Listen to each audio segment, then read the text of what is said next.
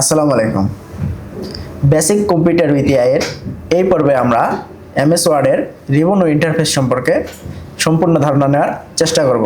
তাহলে চলুন আমরা শুরু করি। রিবন ও ইন্টারফেসের প্রথমে আমরা যেটা জানবো, আমরা চলেন একটা ডকুমেন্ট ফাইলে চলে যাই। আমরা প্রথমে যেটা জানবো সেটা হচ্ছে যে quick access toolbar. Quick access toolbar কোথায় থাকে? আমরা যদি কোনো ডকুমেন্টে আসি, ডকুমেন্টের একদম বাম পাশের কর্নারে কুইক অ্যাক্সেস টুলবার সম্পর্কে জানতে পারবো বা দেখতে পারবো। তাহলে চলুন দেখে নেই। এই যে দেখেন, এই অ্যারো চিহ্নতে আমরা যখন চাপ দিচ্ছি তখন কী লেখা আসছে যে কাস্টমাইজ কুইক অ্যাক্সেস টুলবার। আমরা ওই অ্যারো চিহ্নতে চাপ দেওয়ার পর কী দেখতে পাচ্ছি? Customize quick access toolbar. আমরা যদি এখন এখানে চাপ দেই, চাপ দেওয়ার পরে কী আসলো? একটা ড্রপ ডাউন মেনু চলে আসলো। এখান থেকে আমাদের প্রয়োজন অনুযায়ী যে কাজগুলো আমাদের বেশি বেশি প্রয়োজন হবে, আমরা যখন ডকুমেন্ট তৈরি করব তখন আমাদের কি প্রয়োজন হতে পারে? নিউ প্রয়োজন হতে পারে, তারপরে কি হতে পারে? ওপেন প্রয়োজন হতে পারে, এরপরে সেভ প্রয়োজন হতে পারে। দেখেন এক একটা শর্টকাট এখানে কি যুক্ত হয়ে যাচ্ছে। এভাবে আপনারা নিজেরাই বুঝতে পারবেন। আপনারা যখন ডকুমেন্ট তৈরি করবেন, তারপরে এই ওয়ার্ডের কাজ সম্পূর্ণ জানবেন, তখন আপনারা নিজেরাই বুঝতে পারবেন যে কুইক অ্যাক্সেস টুলবারে আপনার কী রাখার দরকার আর কী রাখার প্রয়োজন নেই। তাহলে আমরা খুব সহজেই বুঝে নিলাম যে কুইক অ্যাক্সেস টুলবারের কাজ কি। এরপরে আমরা কি দেখব? এরপরে আমরা দেখব যে টাইটেল বার। টাইটেল বার কোনটা? এই যে কুইক অ্যাক্সেস টুলবারের পাশেই আমরা কি দেখতে পাচ্ছি?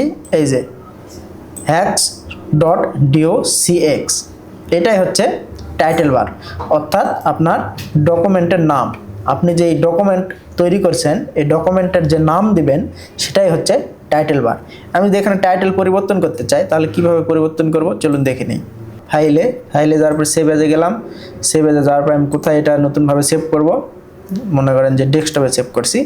এই যে হ্যাক্সের এখানে দিলাম নিউ হ্যাক্স, ডকুমেন্টের নাম দিলাম নিউ হ্যাক্স দিয়ে আমি যদি এই যে ডেস্কটপে সেভ করি তাহলে দেখেন আমার ফাইলের নামটা কি হয়ে গেল?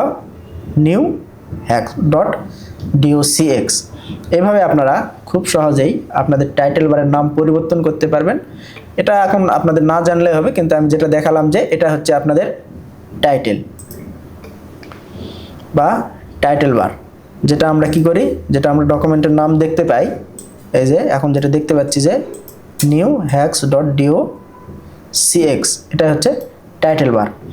এরপরে আমরা মাঝখানে যেটা দেখতে পাচ্ছি সার্চ বার, বা এটাকে এখন যেটা বলা হয় যে টেল মি বার। অর্থাৎ এটার কাজ হচ্ছে আপনি এই যে ডকুমেন্ট তৈরি করবেন, ডকুমেন্ট তৈরি করার সময় আমরা তো ধীরে ধীরে এই সম্পূর্ণ রিবন এবং ট্যাবের কাজগুলো জানবো, কিন্তু হঠাৎ করে মনে পড়ে না যে কোন ট্যাবের মধ্যে আমাদের এই জিনিসটা আছে, বা আমরা জানি যে এই কাজটা করা যায় ডকুমেন্টে, কিন্তু আমরা খুঁজে পাচ্ছি না যে কোন ট্যাবে যাব বা কোন রিবনে যাওয়ার পরে এই কাজটা করব। তখন আমরা কি করতে পারি? এই টেল মি বার বা সার্চ বারের মাধ্যমে আমরা খুব সহজেই সেই ফিচারটি খুঁজে বের করে আমরা সেই ফিচারকে কাজে লাগাতে পারি। মনে করেন যে এখানে আসার পরে আমার এখন ওয়াটারমার্ক প্রয়োজন পড়ছে, বা এই ডকুমেন্টে আমি ওয়াটারমার্ক দিব, তখন কি করব? এখানে সার্চ করব ওয়াটার মার্ক। এই যে আমরা নিচে দেখতে পাচ্ছি, দেখেন চলে এসেছে ওয়াটারমার্ক। এখানে যদি আমি মাউস নিয়ে যাই তাহলে দেখেন এখানে আমি বিভিন্ন ধরনের ওয়াটারমার্ক দেখতে পাচ্ছি। এগুলো আবার কাস্টমাইজও করা যায়, বিস্তারিত আমরা পরে জানবো। এখন আমি দেখাচ্ছি যে কিভাবে আপনারা এই টেল মি বারের মাধ্যমে একটা ফিচার সহজে খুঁজে বের করবেন এবং সেটা ব্যবহার করবেন। মনে করেন যে আমি এটা ব্যবহার করতে চাইলাম, দেখেন আমার পেজে এই ওয়াটারমার্কটি খুব সহজেই দিতে পারলাম। এভাবে আপনারা এই টেল মি বারের সাহায্যে বিভিন্ন রকম ফিচার, যেটা আপনি খুঁজে পাচ্ছেন না কিন্তু আপনি জানেন যে এই ফিচারটি এমএস ওয়ার্ডে রয়েছে, সেটা আপনি খুঁজে বের করে এখান থেকে ব্যবহার করতে পারবেন। এরপরে আমরা যেটা দেখব, দেখেন যে আমাদের এমএস ওয়ার্ডের যে ডকুমেন্টটি আমরা বের করে রেখেছি, দেখেন একদম ডান পাশে আমরা কি দেখতে পাচ্ছি? এই যে এটা দেখতে পাচ্ছি যে মিনিমাইজ, এটা দেখতে পাচ্ছি রিস্টোর ডাউন, এটা একদম ক্লোজ। আর এই পাশে দেখতে পাচ্ছি সাইন ইন। অর্থাৎ আমরা যদি এই ওয়ার্ডটি অ্যাকাউন্টের মাধ্যমে লগ ইন করি তাহলে এই সাইন ইনের মাধ্যমে আমরা লগ ইন করতে পারবো। আর এই মিনিমাইজে যদি আমরা চাপ দিই তাহলে আমাদের এই যে পুরা ডকুমেন্টে রয়েছে এটা মিনিমাইজ হয়ে আমাদের নিচে চলে আসবে, এবং রিস্টোর ডাউন করলে আমাদের ডকুমেন্টটা একটু ছোট হয়ে যাবে, আর ক্রস করলে আমাদের ডকুমেন্টটা একদম কেটে যাবে। অর্থাৎ আমরা যদি এই মিনিমাইজের চাপ দেই, দেখেন আমাদের ডকুমেন্টটা একদম টাস্ক বারে চলে আসলো, এবং এখানে যদি আমরা টাস্ক বারে আবার চাপ দেই আমাদের ডকুমেন্টটা চলে আসলো। আর এই যে রিস্টোর ডাউন, এখানে যদি আমি চাপ দিই, দেখেন আমার ডকুমেন্টটা একটু ছোট হয়ে গেল। আর আবার যদি এখানে চাপ দেই তাহলে ডকুমেন্টটা বড় হয়ে গেল। আর এই ক্লোজ বাটন তো বুঝতেই পারছেন যে ক্লোজ বাটনে চাপ দিলে আমাদের পুরো ডকুমেন্টটা একদম ক্লোজ হয়ে যাবে। এরপরে আমরা কি দেখব? এরপরে আমরা দেখব যে ট্যাব, অর্থাৎ এই যে আমরা আমাদের ডকুমেন্টের একদম উপরে এই হোম থেকে শুরু করে হেল্প পর্যন্ত যেগুলো দেখতে পাচ্ছি এগুলো এক একটা ট্যাব। হোম একটা ট্যাব, ইনসার্ট একটা ট্যাব, ড্র একটা ট্যাব, ডিজাইন একটা ট্যাব, এভাবে লেআউট, রেফারেন্স, এগুলা এক একটা ট্যাব। ফাইল এটা হচ্ছে একটা ভিন্ন জিনিস বা ট্যাবের মধ্যেই পড়ে, কিন্তু এটা বিস্তারিত আলোচনা আমরা অন্য কোনো ক্লাসে করব। আপনারা শুধু এখন দেখে নেন যে আমরা আজকের ক্লাসে কি জানবো, পুরা এমএস ওয়ার্ড সম্পর্কে, ইন্টারফেস সম্পর্কে জানবো। তারপরে আমরা নিচে যেটা দেখতে পাচ্ছি এটা হচ্ছে রিবন। ট্যাবের নিচে আমরা যেগুলো দেখতে পাচ্ছি এই যে এগুলো হচ্ছে এক একটা রিবন। রিবনের আবার কি রয়েছে? গ্রুপ। এই যে মনে করেন যে এই আমি যেটা সিলেক্ট করেছি এই পুরোটা হচ্ছে রিবন। আর এই যে ছোট ছোট যেগুলো দেখতে পাচ্ছি ভিউজ, তারপরে ইমার্সিভ, পেজ মুভমেন্ট, এগুলা জুম, উইন্ডো, এগুলো এক একটা কি, এগুলো এক একটা গ্রুপ। আমি যদি দেখেন হোমে যাই, হোমে যাওয়ার পরে কি দেখতে পাচ্ছি? Clipboard, font. এই যে দেখেন এখানে ক্লিপবোর্ড, ফন্ট, প্যারাগ্রাফ, এগুলো এক একটা গ্রুপ। এই গ্রুপের কর্নারে দেখেন, এই গ্রুপের কর্নারে কি রয়েছে? একটা অ্যারো চিহ্ন রয়েছে, এই যে ছোট্ট একটা অ্যারো চিহ্ন।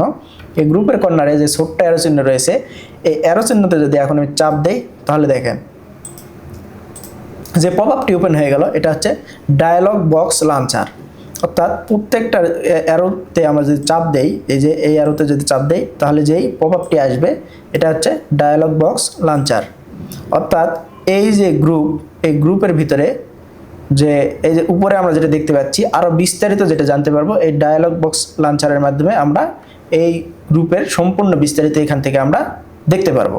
এরপরে আমরা যেটা দেখব রুলার। অর্থাৎ রুলার কি? আমরা যখন কোনো পরীক্ষা দিতে যাই, পরীক্ষার খাতা পাওয়ার পরে আমরা কি করি? পরীক্ষার খাতা পাওয়ার পরে আমরা মার্জিনটা নিই উপরে, তারপরে বাম পাশে যে মার্জিনটা নেই এটাই হচ্ছে রুলার সিস্টেম। অর্থাৎ ডানে বামে উপরে নিচে আমরা যে ফাঁকা জায়গাটুকু রাখি আমাদের ডকুমেন্ট তৈরি করার সময়, সেটাই হচ্ছে রুলার। রুলারটা আমরা কোথা থেকে নিয়ে আসবো? এই যে ভিউতে যাওয়ার পরে আপনারা এই যে রুলার দেখতে পাচ্ছেন, এখানে টিক চিহ্ন দিয়ে দেবেন, এই যে রুলার চলে আসলো। তাহলে দেখেন আমরা কিন্তু এই যে এই সোজা যে রুলার এর এই পাশে কিন্তু আমরা লিখতে পারবো না, এর ভিতরে আমরা লিখতে পারবো। আবার দেখেন যে এই উপরে কিন্তু আমরা লিখতে পারবো না, এই যে এখান থেকে সোজা দেখেন, এখান থেকে সোজা এর নিচে আমাদেরকে লিখতে হবে। তাহলে আমরা খুব সহজে বুঝে নিলাম যে রুলার, অর্থাৎ আমরা রুলার সম্পর্কে ধারণা নেই, পরে আমরা যখন পেজ সেট আপ করবো, মার্জিন দিব, তখন আমরা এটা সম্পর্কে আরও বিস্তারিত জানতে পারবো। আর প্রথমে যেটা বললাম যে এগুলো হচ্ছে এক একটা ট্যাব, আর এটা হচ্ছে ফাইল মেনু। এই যে ফাইল, এটা হচ্ছে ফাইল মেনু। এরপরে এই যে আমি যদি একটা নিউ ডকুমেন্ট নেই, এই যে আমরা যে ফাঁকা জায়গাটুকু দেখতে পাচ্ছি মার্জিনের পরে, এই ফাঁকা জায়গাটুকু এটা হচ্ছে ওয়ার্কিং এরিয়া। অর্থাৎ আমরা এই অংশটুকুতেই কাজ করি বা আমাদের ডকুমেন্টের জন্য যে লেখালেখি প্রয়োজন বা যেটাই আমরা এখানে টাইপ করি না কেন, যেটাই আমাদের প্রয়োজন সেই যে জায়গাটুকু, এটাই হচ্ছে ওয়ার্কিং এরিয়া। এরপরে আমরা যেটা দেখব সেটা হচ্ছে যে স্ট্যাটাস বার। স্ট্যাটাস বার কোথায় থাকে? বাম পাশে কর্নারে থাকে। বাম পাশে কর্নারে, আমাদের ডকুমেন্টের বাম পাশে কর্নারে। আমরা যদি এই যে নিচে যেই রিবনটা রয়েছে, মাউসের যদি আমরা কার্সরটা রাখি, রাখার পরে যদি মাউসের ডান পাশে চাপ দেই তাহলে দেখেন একটা পপ আপ ওপেন হয়ে গেল। এখান থেকে আপনারা যদি মনে করেন যে আপনি এখানে এই স্ট্যাটাস বারে পেজ নাম্বার দেখবেন, তাহলে পেজ নাম্বারে টিক চিহ্ন দিয়ে নেবেন। এরপরে আপনি যদি দেখতে চান কলাম দেখবেন, তাহলে কলামে টিক চিহ্ন দিয়ে নেবেন।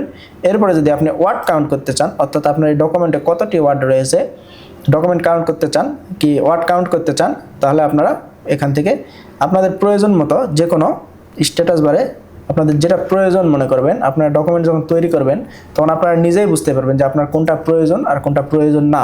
এখানে আপনি 20+ কাস্টমাইজ বার পেয়ে যাবেন। এখান থেকে আপনি নিজ ইচ্ছা মতো যেটা আপনার বেশি প্রয়োজন সেটা যুক্ত করে রাখবেন।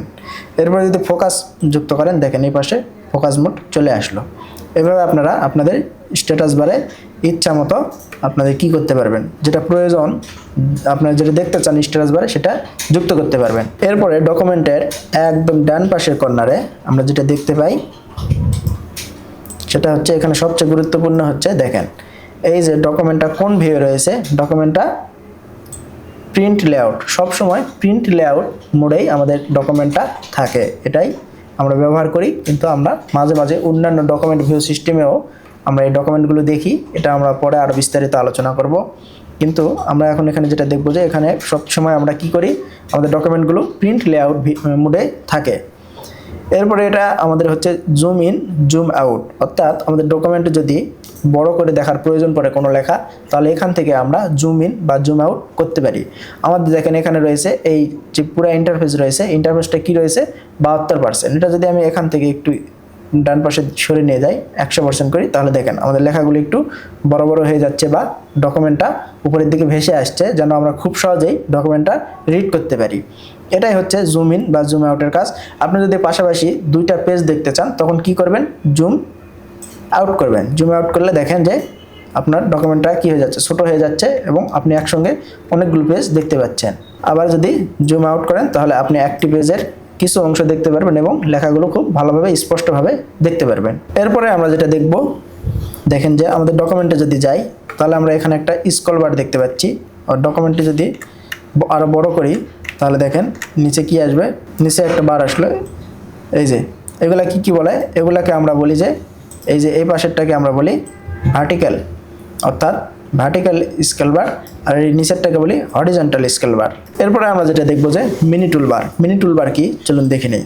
আমরা যদি আমাদের ডকুমেন্টের কোনো একটা ওয়ার্ড মাউস দিয়ে সিলেক্ট করি, সিলেক্ট করার পরে যদি আমাদের মাউসের বাটনটি ছেড়ে দেই, তাহলে এই যে ছোট্ট একটা পপ আপ ওপেন হয়ে গেল, এটাই হচ্ছে মিনি টুল বার। এখান থেকে আমরা খুব সহজেই আমাদের ডকুমেন্টের এই যে ওয়ার্ডটা সিলেক্ট করেছি, এই সিলেক্ট করা ওয়ার্ড বোল্ড করতে পারি, ইতালিক করতে পারি, আন্ডারলাইন করতে পারি, তারপরে হাইলাইট করতে পারি এবং ফন্টের কালার পরিবর্তন করতে পারি। এটাই হচ্ছে মিনি টুল বারের কাজ। তাহলে আমরা বুঝে নিলাম যে মিনি টুল বার আমরা কীভাবে পাই এবং কিভাবে ব্যবহার করি। এরপরে আমরা যেটা আলোচনা করেছিলাম টেলমি বার বা সার্চ বার, খুব সহজে আমরা ফিচার খুঁজে পেতে পারি। টেলমি বার কীভাবে ব্যবহার হয় দেখেন, আমরা এখানে কী পেয়েছি, টেলমি বারের শর্টকাট কি অল্টা প্লাস কিউ, অর্থাৎ আমরা ডকুমেন্টের যে জায়গাতেই থাকি না কেন আমাদের কোনো ফিচার খোঁজার প্রয়োজন পড়ছে, আমরা কিবোর্ড থেকে অল্টাতে চাপ দিলাম, এরপরে কিউতে চাপ দিলাম, দেখেন আমাদের মাউসের কার্সরটি টেলমি বারে বা সার্চ বারে চলে গিয়েছে। এখান থেকে আপনারা ইচ্ছা মতো আপনাদের যেই ফিচারটি প্রয়োজন সার্চ করতে পারবেন এখন। তাহলে আমরা খুব সহজে বুঝে গেলাম যে আমরা এই যে সার্চ বার বা টেলমি বার আমরা কিভাবে ব্যবহার করব এবং শর্টকাটে কিভাবে ওখানে যাব বুঝে নিলাম। এরপরে আমরা যেটা দেখব কন্টেক্সচুয়াল ট্যাব। কন্টেক্সচুয়াল ট্যাব কি, কন্টেক্সচুয়াল ট্যাব হচ্ছে দেখেন আমরা যদি ডকুমেন্টে কোনো একটা পিকচার নেই, এই যে পিকচার আগে থেকে নেওয়া ছিল, এখানে নেওয়ার পরে দেখেন যে কি আসলো, এই যে পিকচার ফরম্যাট। এই পিকচার ফরম্যাট কিন্তু আগে ছিল না। আমি যদি সাধারণভাবে ডকুমেন্টের অন্য কোনো লেখাতে ক্লিক করি তাহলে দেখেন এখানে কিন্তু আর পিকচার ট্যাব নেই। আবার যদি পিকচারে যাই তাহলে দেখেন যে পিকচার ফরম্যাট, আবার যদি টেবিলে যাই তাহলে দেখেন যে টেবিল ডিজাইন ও টেবিল লেআউট নামে দুইটা ট্যাব চলে এসেছে। এগুলাই হচ্ছে কন্টেক্সচুয়াল ট্যাব। অর্থাৎ আমরা এই কন্টেক্সচুয়াল ট্যাব কোন কোন সময় পাবো, আমরা যদি টেবিল নেই, টেবিলের উপরে ক্লিক করি তাহলে আমরা কন্টেক্সচুয়াল ট্যাব পাবো। আমরা যদি ডকুমেন্টে পিকচার নেই, পিকচারের উপরে ক্লিক করি তাহলে যে পিকচার ফরম্যাট ট্যাব আসবে, এটাই হচ্ছে কন্টেক্সচুয়াল ট্যাব। আর এই যে আমরা এখানে যে লেখাগুলো দেখতে পাচ্ছি আমাদের, এই লেখাগুলো আপনারা আশা করি এতক্ষণে বুঝে গেছেন, কারণ আমি বিস্তারিত আলোচনা করার চেষ্টা করেছি। আপনাদের কোনো প্রশ্ন থাকার এখানে আমি প্রশ্ন থাকবে বলে আমি মনে করি না। এরপরে যদি আপনাদের কোনো প্রশ্ন থেকে থাকে বা আপনাদের কোথাও বুঝতে অসুবিধা হয় তাহলে অবশ্যই কমেন্ট করবেন বা আমাদেরকে মেসেজ করবেন। আমাদের সাপোর্ট মেম্বার অবশ্যই আপনাকে সর্বোচ্চটা দিয়ে সাহায্য করবে। এরপরে আরেকটা জিনিস আমি যেটা নিচে বলবো যে দেখেন কুইক শর্টকাট, অর্থাৎ আমাদের এই যে রিবনগুলো রয়েছে, অনেকে আবার এই রিবনটা যখন ডকুমেন্ট তৈরি করে তখন কি করে, পছন্দ করে না। তখন আপনি এই রিবনটা কীভাবে লুকাতে পারবেন, Ctrl+F1 দিয়ে খুব সহজে এই রিবনটা লুকিয়ে নিতে পারবেন। Ctrl+F1 দেখেন রিবনটা লুকিয়ে গেছে। অনেকে পছন্দ করে না যে রিবন আমার এখন তো আমার দেখার দরকার নেই, আমি তো এখন টাইপ করব বা ডকুমেন্ট তৈরি করব, আমার তো রিবন রাখার দরকার নেই, আমার একটু স্পেস বড় দরকার। তাহলে আমরা এই রিবনটাকে তখন লুকিয়ে নেব বা আপনি আপনার সুবিধা মতো রিবন লুকিয়ে রাখতে পারেন বা রাখতে পারেন। আবার যদি Ctrl+F1 দেন তাহলে রিবনটা চলে আসবে। আর আপনি যদি ডকুমেন্ট থেকে Ctrl+D চাপেন, দেখেন Ctrl+D চাপলে কি হয়, এই যে দেখেন ফ্রন্ট ডায়ালগটা চলে আসে। Ctrl+D চাপলেই আপনার ফ্রন্ট ডায়ালগটা চলে আসবে। এটার বিশেষত্ব হচ্ছে আপনি আপনার ডকুমেন্টে যখন যে কোনো লেখা মনে করেছেন যে আমি এখন বোল্ড করব, বা আমার এই লেখার সাইজটা একটু বড় করব, ইটালিক করব, বা লেখার যেই ফন্ট রয়েছে এটা পরিবর্তন করব, অর্থাৎ ডকুমেন্ট তৈরি করতে করতে আপনি মনে করছেন যে আমার এই জায়গা থেকে এখন আমি এই ফন্টে লিখব, আমার লেখার সাইজটুকু এইরকম করব, তারপরে আমার লেখার ফন্ট স্টাইল এইরকম করব, আপনি এটা করতে পারবেন। আমরা এগুলো সম্পর্কে বিস্তারিত জানবো। আজকে যেহেতু শুধু ইন্টারফেস সম্পর্কে আমরা পরিচয় হচ্ছি, তাই আমরা এগুলার বিস্তারিত যাচ্ছি না, আমরা অবশ্যই এগুলার বিস্তারিত জানবো। টেলমি বারের কাজ তো আমরা অনেক আগেই জেনেছি। এই ছিল আজকের ক্লাস। আশা করছি আপনাদের ক্লাস ভালো লেগেছে। আপনারা অবশ্যই আমাদেরকে জানাবেন যে এই জায়গাটুকু আরও যদি বিস্তারিত আলোচনা করতেন তাহলে আমাদের ভালো হতো, বা আপনারা যেই জায়গাতে বুঝতে পারেননি অবশ্যই আমাদেরকে মেসেজ করবেন বা কমেন্ট করবেন। তাহলে আমাদের জন্য সুবিধা এবং আমরা বুঝতে পারবো যে আমাদের আরও কোথায় ইমপ্রুভ করতে হবে। আসসালামু আলাইকুম।